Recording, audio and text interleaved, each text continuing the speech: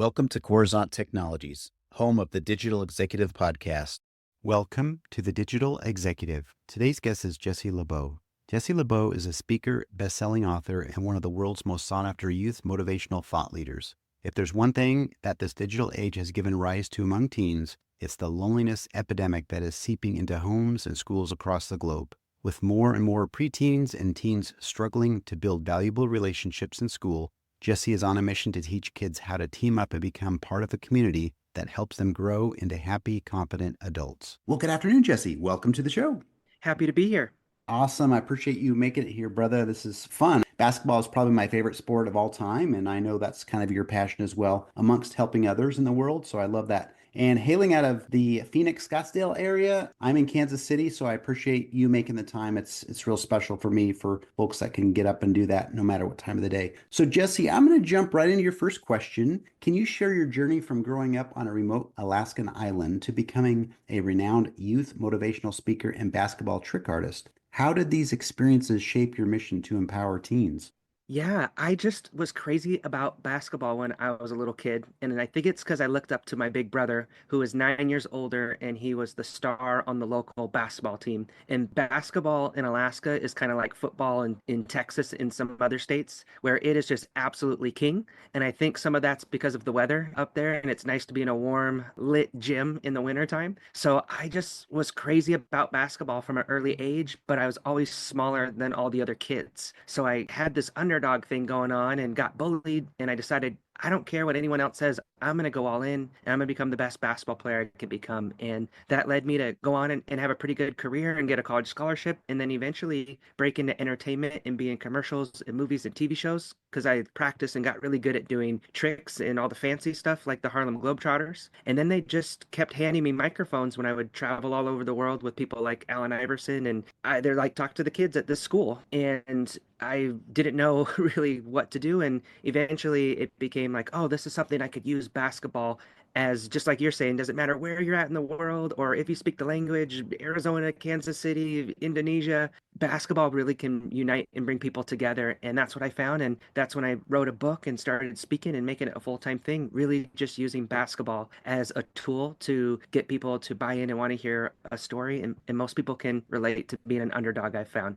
That's amazing. I love the story, really do. And it resonates with me. It probably resonates with a lot of people across the country here. Do Yeah. appreciate the backstory. That's just awesome. And I know you're kind of YouTube famous. We won't go into that, but I'm going to jump into your next question. In 2017, you founded the Attitude is Everything Foundation. Could you discuss its mission and the impact it has had on addressing issues like self-esteem, confidence, and mental health among youth?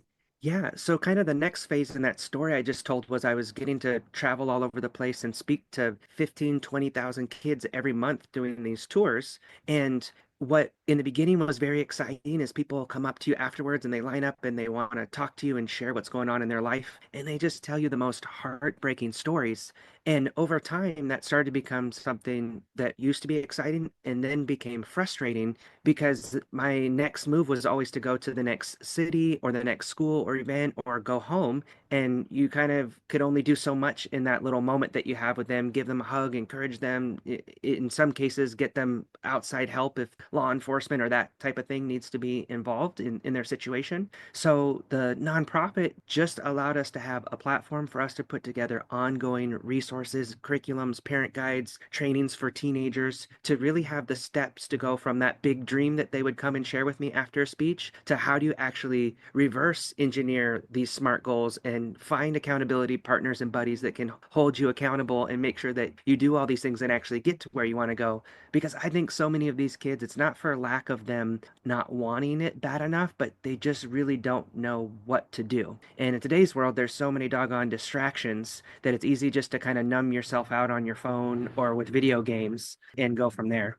That's awesome. And again, it's storytelling, and this story that you just shared is really touches me, and I can only imagine. I've seen a lot in my life, and having the youth share stories and you being that mentor and knowing you didn't have a lot of time with them until you had to get on that next airplane or bus or whatnot. But now you've launched a way to help all these kids really get out of where they're at. And maybe not physically, but maybe mentally or that sort of thing. I really appreciate it. What you're doing is amazing.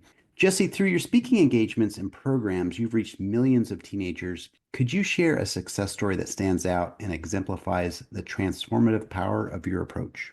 Yeah, there's so many different ones, and I was thinking about this because someone asked me this the other day, and there's one that shifted me to be like, okay, this is like where we need these additional resources. And it was a kid who was a seventh grader. I remember the school, I won't say the specific school, but it was in Orange County, California. And he came up to me after one of the talks that I gave, and really, he started breaking down and he shared that his dad had committed suicide 9 months ago, and then his uncle had died of cancer 3 months ago.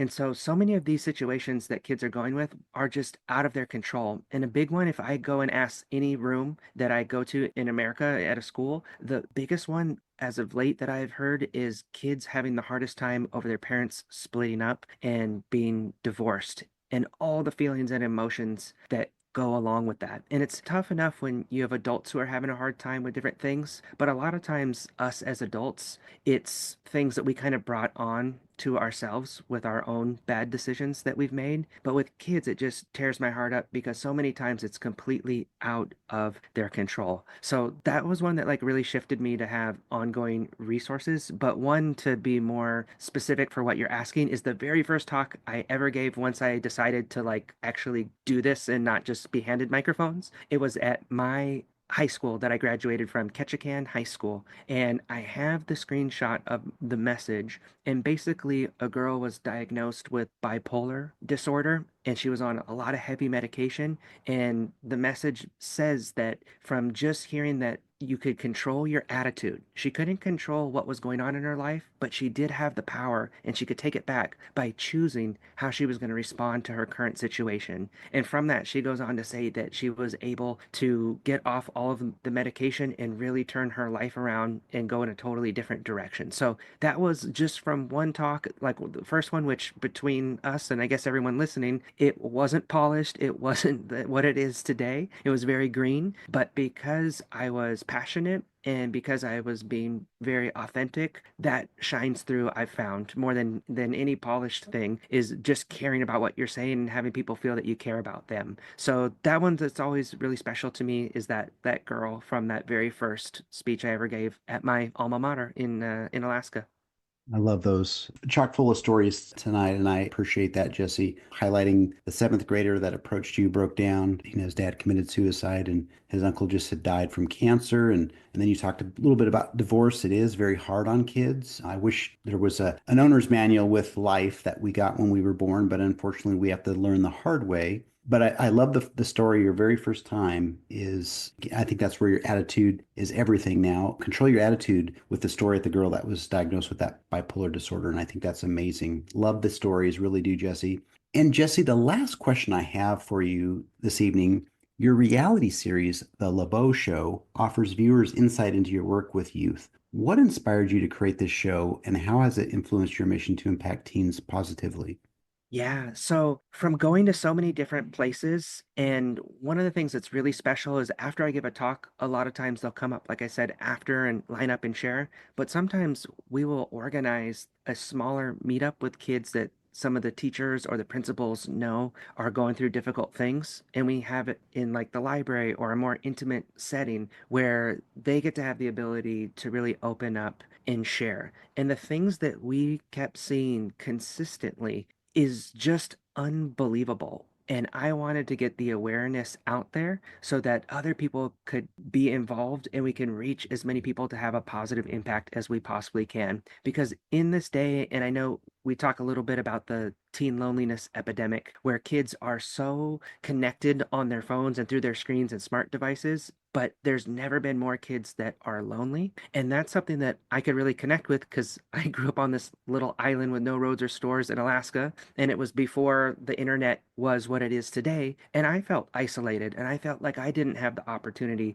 to do the things that I wanted to do. So the show is really just a lighthearted way for us to be able to show people that are going through difficult things and that they aren't alone going through those things and that there's people out there that can help them and they can turn their their lives around if they want to do that. So we have a lot of fun and we go a lot of cool places and we keep it light because the things that we see with these kids are personal and they're difficult. So we don't want to just share all of their hardships with everyone and do more damage than do good. So we kind of show more of the positive side of things. But it was really what I actually see in these schools all across the country of what real problems people are facing. I think it does such an amazing job to put our problems into perspective. And so often we can get down and we can be so focused on ourselves that we miss out on there's people that would give anything in this world to trade places with us and have the problems that we have. So that's really the spirit of what the show was built out of and created, and it's been a lot of fun working on that.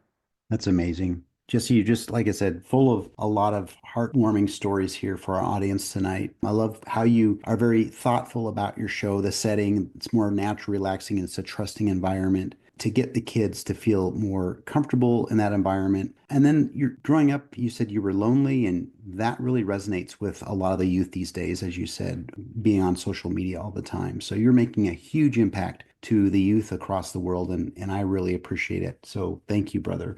Oh, well, thank you for having me, man. This was a lot of fun. Absolutely. And I look forward to speaking with you real soon. Sounds great. Awesome. Have a good one. Bye for now.